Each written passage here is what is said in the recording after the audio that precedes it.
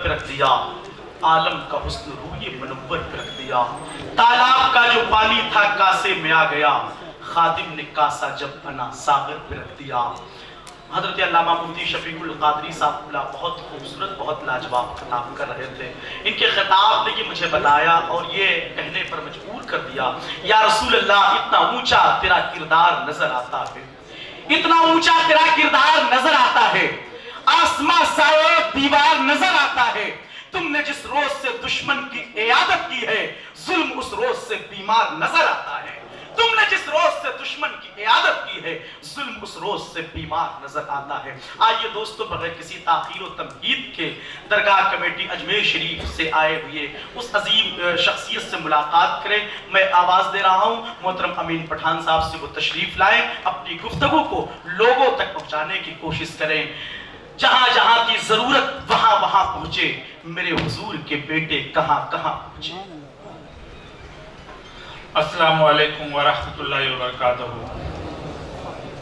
नहमदु व नसल्ली अला रसूलिल करीम, अम्मा बाद, फाऊज़ु बिल्लाहि मिनश शैतानिर रजीम, बिस्मिल्लाहिर रहमानिर रहीम।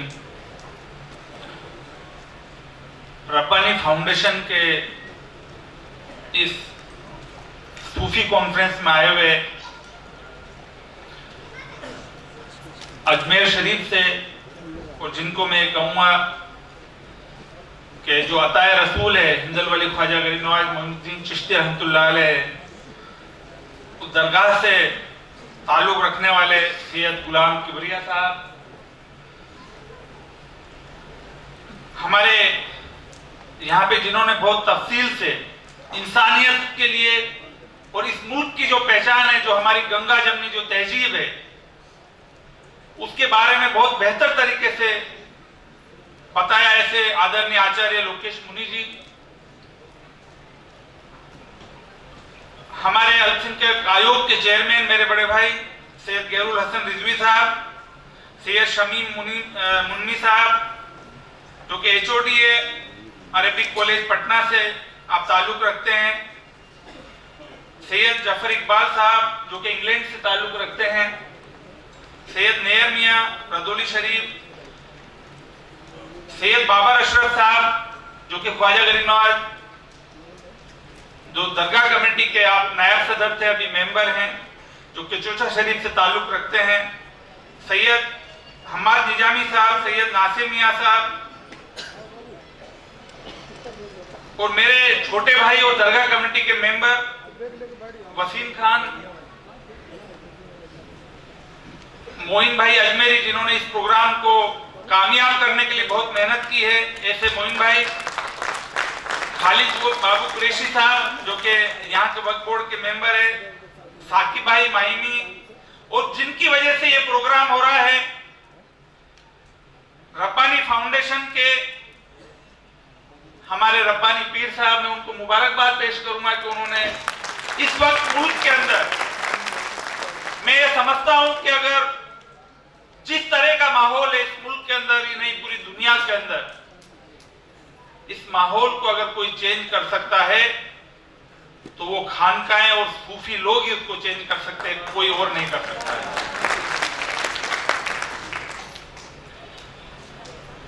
मेरे दोस्तों बुजुर्गों,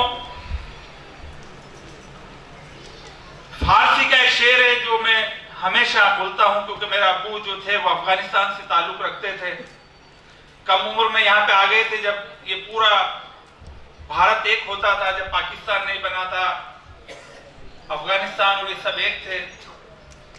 गर्तू में ख्वाही मुसलमान जेस्तन, गर्तू में ख्वाही मुसलमान जेस्तन, नियत मुमकिन है जुदाए कुरा जिस्तन। ए मुसलमान, अगर तू मुसलमान बन के जिंदगी को जीना चाहता है तो तू कुरान के बताए हुए रास्ते पे चल, तेरी दुनिया भी अच्छी हो जाएगी और तेरी आखिरत भी अच्छी हो जाएगी। मेरे दोस्तों बुजुर्गों, हमारे लिए जो सबसे बड़ी तकलीफ की जो बात है कि दुनिया की सबसे बेहतरीन किताब जिसको कुरान कहते हैं, दुनिया का सबसे बेहतरीन नबी जिसकी हम उम्मत हैं, वो हमको मिला, वो कुरान हमको मिली, लेकिन उस कुरान को हमने अलमारी के अंदर रख दिया है। अगर हम उस तरीके को अपना लें तो मैं जो बात कह रहा था कि हमारी दुनिया भी अच्छी हो जाएगी और हमारी आखिरत भी अच्छी हो जाएगी, हमको उसी रास्ते पे चलना है। ये जो प्रोग्राम है, क्योंकि सूफी कॉन्फ्रेंस है और मैं ये समझता हूं कि हिंदुस्तान के अंदर जितने भी यहां पे मशाइख है, जितने भी यहां पे सूफीज्म पे काम कर रहे हैं वो लोग, अगर वो सचमुच में अगर सूफियों के सही तरीकों को अगर वो अपना लें तो ये दुनिया के अंदर और हिंदुस्तान के अंदर जो नफरतें हैं वो खत्म हो जाएगी और इंसानियत का पाठ सब जगह पे फैल जाएगा। मेरे दोस्तों बुजुर्गों, हम इस हिंदुस्तान के मुसलमान हैं। अभी जो हालात और जो माहौल चल रहा है किसी से छुपा हुआ नहीं है, और सिर्फ हिंदुस्तान में नहीं पूरी दुनिया के अंदर एक साजिश के तहत इस्लाम को बदनाम करने की कोशिश की जा रही है। और उसके अंदर मैं कहीं ना कहीं कहूंगा कि उसके अंदर हम लोग भी जिम्मेदार हैं। हमने हमारा किरदार बदल दिया है। अगर हम अपने किरदार को, अपने अखलाक को अगर दुनिया के सामने पेश करें तो हम वो लोग हैं जब ख्वाजा गरीब नवाज मोइनुद्दीन चिश्ती रहमतुल्लाह अलैह हिंदुस्तान के अंदर आए थे, 90 लाख लोगों ने उनके अखलाक को देख के, उनके किरदार को देख के कलमा पढ़ लिया था।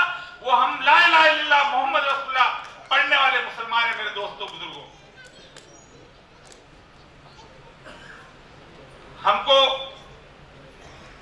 1947 की बात है जब पाकिस्तान बन गया था और कायदे आजम जिन्ना साहब ने आवाज लगाई थी कि हिंदुस्तान के मुसलमानों, पाकिस्तान मुल्क बन गया है जो कि एक इस्लामी कंट्री है, आप वहां पे आ जाओ।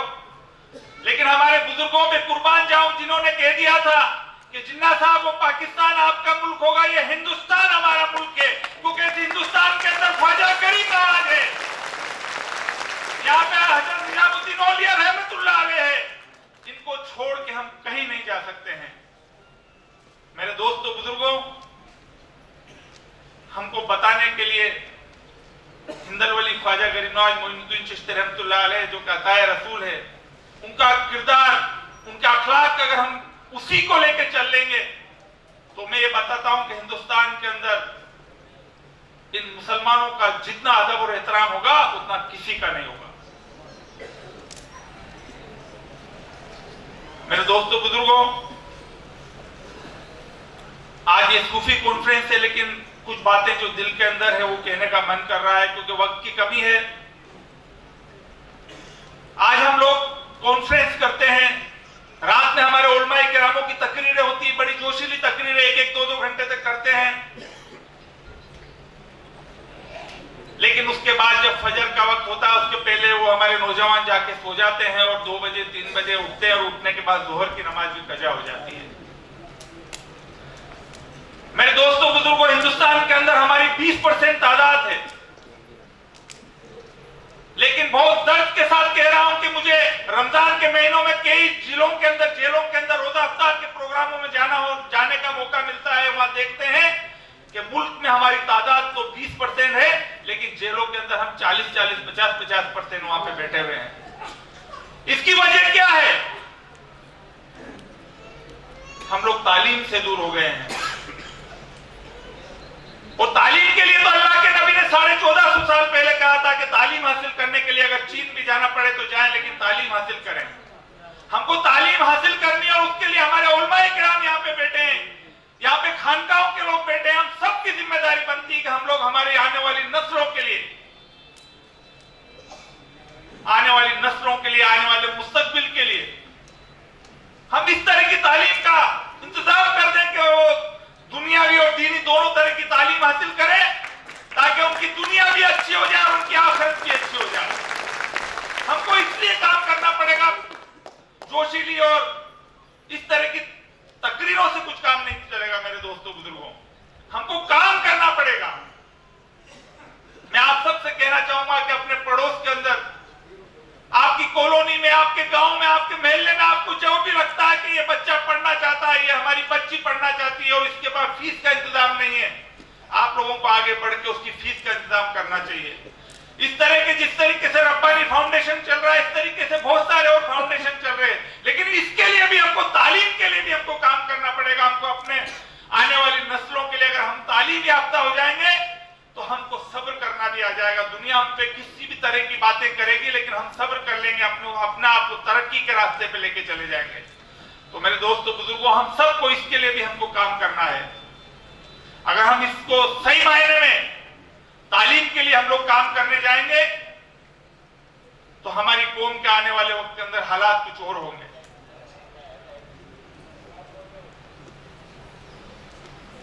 मैं जो ख्वाजा गरीब नवाज मोइनुद्दीन चिश्ती रहमतुल्लाह अलैह की जो दरगाह है, मैं खुश नसीब हूं कि मेरे वालिद वालिदा ने कुछ अच्छा काम किया होगा कि मुझे अताए रसूल ख्वाजा गरीब नवाज मोइनुद्दीन चिश्ती रहमतुल्लाह अलैह की जो प्रबंधन की जो कमेटी है, जो भारत सरकार बनाती है, उस कमेटी का मुझे सदर बनने का भारत सरकार ने मुझे मौका दिया है।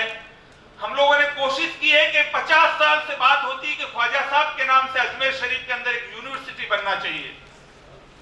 बात होती थी लेकिन कागजों में और फाइलों में हमेशा दब जाती थी। लेकिन हमारे वक्त के अंदर जो कमेटी बनी है, हम लोगों ने कोशिश की है। उसके बाद हमने जमीन को क्लियर करा लिया है, उस पर काम आगे बढ़ना शुरू हो गया है। उसके टेंडर भी हो गए। हमारे बाबर अशरफ साहब, वसीम खान साहब और भी लोग, हमारे हम्माद निजामी साहब, ये सब लोगों की कोशिशें से आने वाले वक्त के अंदर हम अजमेर शरीफ के नाम से, ख्वाजा साहब के नाम से एक बहुत बड़ी आलिशान वर्ल्ड क्लास यूनिवर्सिटी इंशाअल्लाह ताला बनाएंगे। इसके अंदर सूफी चेयर भी एक सब्जेक्ट रखा जाएगा, जिससे इंसानियत का पैगाम दिया जाएगा। हम डॉक्टर बन गए, इंजीनियर बन गए, साइंटिस्ट बन गए, हम मिलेनियम भी बन गए, लेकिन हम इंसान नहीं बना सके। हमको इंसान बनाना पड़ेगा, इंसानियत पैदा करनी पड़ेगी। और इंसानियत को कोई पैदा कर सकता है तो जो ये खानकाहें है, सूफीज़्म है, इनकी जो क्लास है, इनकी तालीमात है, यही हमको उसके लिए आगे लेके जाएगी।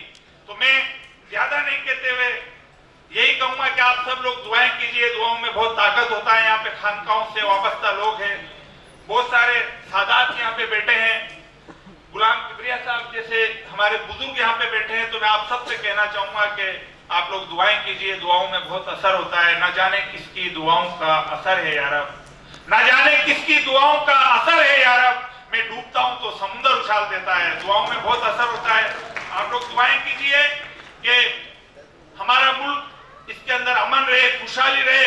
और ये जो सूफीज़्म के लिए जो हम लोग मेहनत कर रहे हैं, और खास तौर से मैं रब्बानी, जो हमारे पीर साहब है रब्बानी फाउंडेशन के, उनसे कहूंगा, उनके लिए खास तौर से दुआ करेंगे कि उन्होंने जो मुहिम चलाई है, ये बॉम्बे में प्रोग्राम हुआ है, इस प्रोग्राम को आप पूरे मुल्क के अंदर और शहरों के अंदर भी कीजिए, ताकि यहाँ से अमन का, खुशहाली का, मोहब्बत का और शांति का पैगाम जाए, क्योंकि इसकी बहुत जरूरत है।